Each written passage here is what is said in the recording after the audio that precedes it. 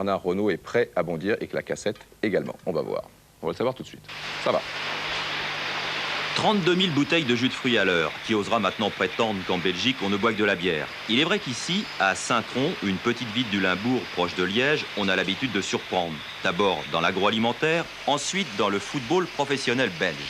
En première division, Saint-Tron est un cas, puisque son président refuse absolument d'envisager le professionnalisme. Résultat, l'équipe ne dispose que de 2 pros. Les autres joueurs, moyenne d'âge 22 ans, sont étudiants, maçons, postiers ou magasiniers.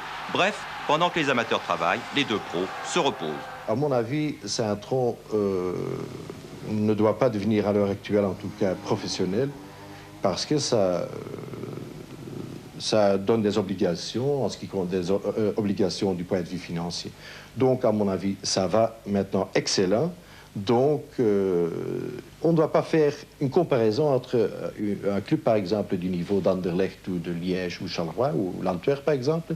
Des normes qui sont applicables pour ces clubs, pour Anderlecht, par exemple, ne sont pas applicables ici à Saint-Tron. Donc, ce qui est important, à mon avis, c'est de rester soi-même. Et ça, nous essayons de rester toujours. Et il marque les Trudonnaires. Avec un budget 6 fois inférieur à celui des autres clubs, les jaunes et bleus ne se débrouillent pas trop mal. Ils occupent actuellement le milieu du classement. À leur tableau de chasse, Anderlecht et Bruges. Artisan numéro 1 de ce beau comportement, la révélation de l'année, Marc Wilmots, 19 ans, 25 buts l'année dernière. Fils de fermier, son père l'a racheté il y a quelques années au petit club de Jodion pour le prix de 6 têtes de bétail.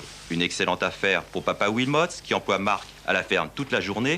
Une excellente affaire aussi pour le club, qui le récupère vers 18 h. Normalement, tous les jours, c'est comme ça, mais ça dépend les moments. Pendant la moisson ou quoi, là, bon, il faut se lever à 6 h au matin. Des fois, je reviens à l'entraînement, j'ai pas encore fini, je travaille jusqu'à minuit ou quoi.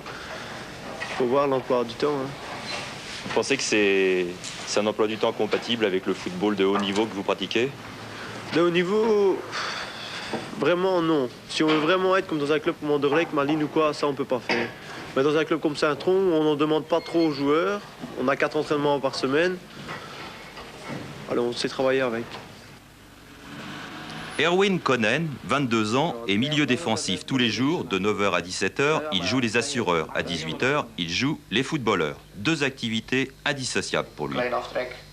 J'étais au chômage et pendant toute la journée, j'avais rien à faire. Et puis, c'était très fatigant de rien faire. Et après, à 6 h, je devais aller m'entraîner, mais ça n'allait pas si bien. Et puis, après, je suis venu ici pour travailler. Et maintenant, j'ai tout le temps quelque chose à faire. Et après le stress et les choses que je dois faire ici, c'est bien d'aller à l'entraînement parce que le stress et tout ça, c'est fini. Jacques Kingambo, l'international zaïrois, est avec le Polonais Dziuba, l'un des 2 pros de Saint-Tron. Il vient de Serein, où il joue avec Bokande et Kabongo. Il a rencontré l'Afrique à Saint-Tron. Ça me rappelle avec les Zaïre parce que ici c'est comme au Zaïre, quoi. Parce qu'au Zaïre, bon, le football c'est avant tout une fête, quoi. Bon, j'ai retrouvé ici à Saint-Tron la même chose, quoi. Parce que ici quand il y a match de football, on passe déjà à la fête. La force de Saint-Tron, c'est son public. 35 000 habitants, mais 14 000 spectateurs en moyenne, dont la moitié suit l'équipe lors des déplacements. Chef de file des supporters, le bourgmestre lui-même, Jeff Claren. Saint-Tron prouve enfin, dans leur situation actuelle, avec 17 points, qu'on a la possibilité d'évoluer en première division avec des gens qui sont non professionnels. Et puis pour terminer, un détail très important, vous ne l'avez peut-être pas remarqué au cours de ce reportage, mais effectivement c'est très important. Ici, à Saint-Tron, on a de bonnes idées.